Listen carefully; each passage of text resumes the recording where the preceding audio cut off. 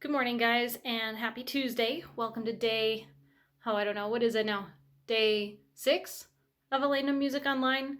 Doing this whole online teaching and never getting to go out. All my days start to run together, but I'm pretty sure it's day 6 of this class. So here we go. Day 6. Shout outs today go to Ryan, Brock, Peyton, Sam, and Innocence for joining me yesterday in what's probably been the most productive office hours we've had so far.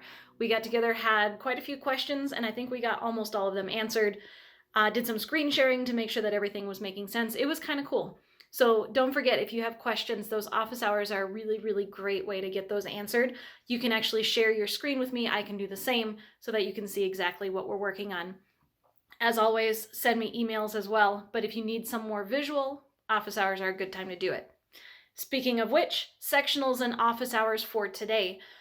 For sectionals, we're going to be moving into choir, so we're going to start with altos at 10:10, baritones at 10:30, and sopranos at 10:50. Office hours then for everyone will be from 11:15 until 12 o'clock today, so hopefully I'll see you guys there. Two main goals for today, and the first one is going to take a little bit longer than our last few theory days. So we're going to dive right in. Our first goal in Noteflight is we're going to learn how to enter pitches. So you're going to take the music from your original version and start inputting it into your blank score that you created yesterday. After that, we're going to practice Pop's music. Predictable, but that's the way our music goes. But before we get into that, let's take a look at Noteflight and see how to enter those pitches. So I'm going to take you over to the computer. All right, so go ahead and open up Noteflight, and you're going to want to be able to see both your original version that you are taking and making an arrangement of, and your blank score that you created yesterday. So if you haven't already created your score, make sure you go back to yesterday's video and do that first. Otherwise, today is not going to work. You're going to be super confused. So a goal for today is to get all of the notes and rhythms from the 16 measures you have chosen in your original onto your score. We're not changing anything yet. We're not doing any arranging. You're not changing the instrument. We're just creating the foundation piece so that then we can start and make some arrangements from that. So today our goal is going to be point and click notes and rhythms, as well as entering notes and rhythms on your computer keyboard. So first things first, on your blank score, if you want to add a note, literally all you do is you find the spot and you point and you click. So I'm going to click right there on that G. Now, I've got my G in the right spot, but what if I want it to be, oh, that was weird, sorry.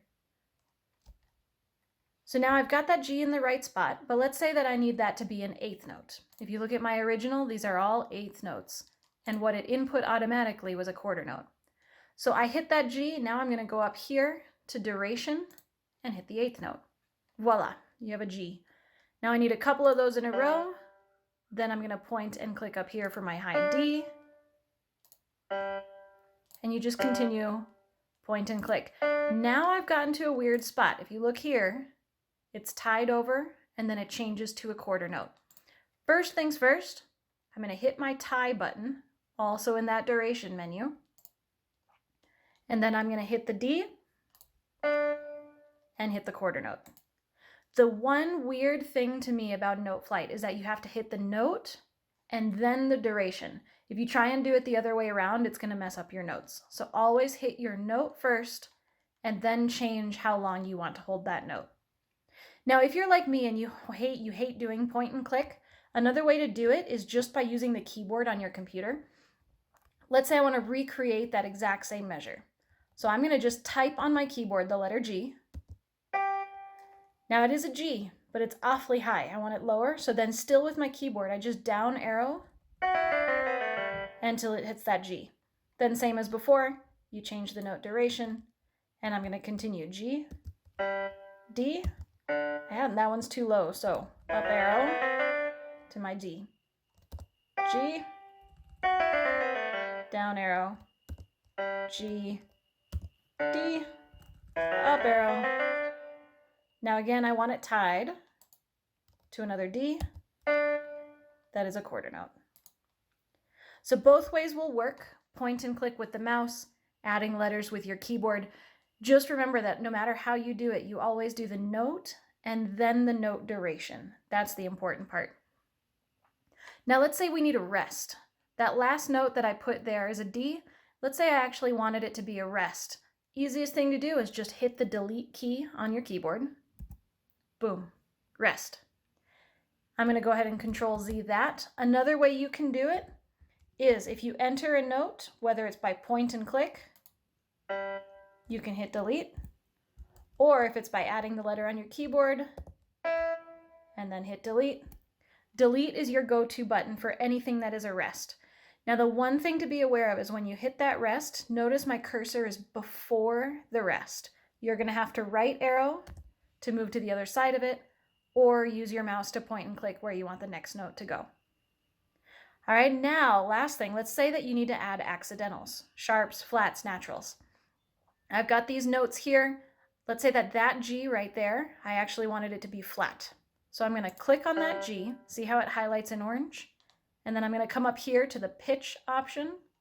If that's hidden, remember those are here in this menu. So you open up that pitch menu, and I want to hit that flat button. There it goes.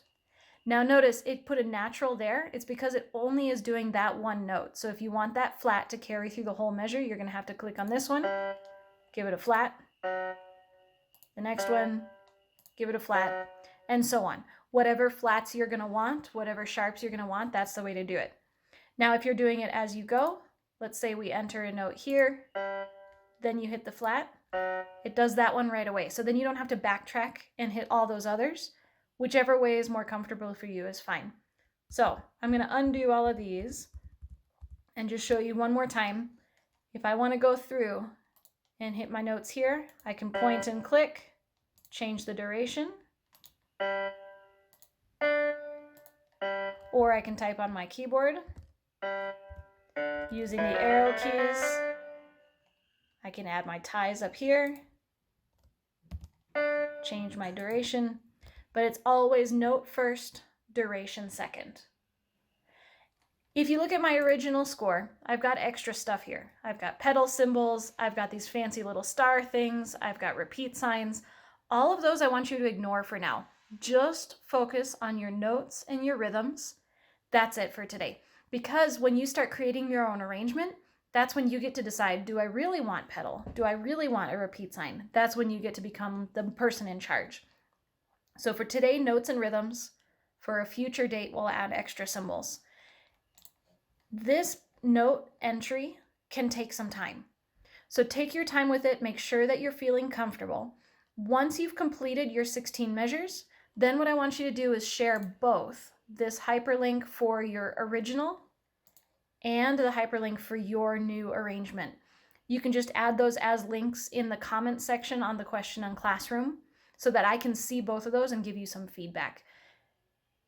After you've done that, then it's time to move back into Pops mode, so I'm going to take you back to the whiteboard.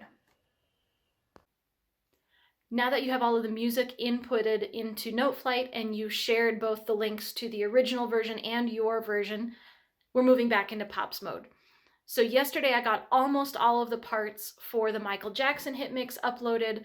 I am finishing up the choir ones today, and then I will be moving into Happy, and I will start uploading those. So keep an eye on that materials section down at the bottom of classwork. Depending on how long it takes you to do the Noteflight entry, if you still have time to play, I would love for you to get 15 to 30 minutes of practice in. However, this note inputting might take longer for some people than others. So if that feels like you got enough music in for today, then feel free to take a day off. We don't often take a day off, but since I gave you a little bit more work on theory, I understand if that's what you have to do today. So make that decision. If you do play, make sure that you're still updating your journals. I've returned all of those to you guys so that you have access to it if you did a digital journal. And then that's it. So let me know if you have any questions.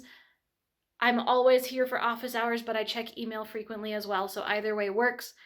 And happy Tuesday. I'll see you tomorrow.